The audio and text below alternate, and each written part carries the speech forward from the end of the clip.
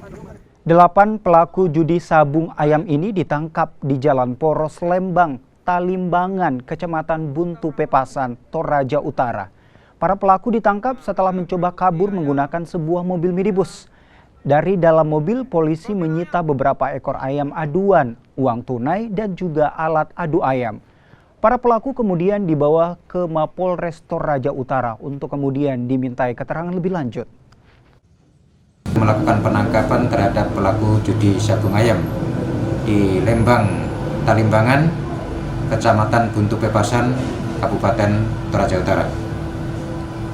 Dalam penangkapan tersebut diamankan 8 orang yang diduga melakukan perjudian sabung ayam bersama barang bukti, beberapa ekor ayam, kemudian taji dan uang tunai.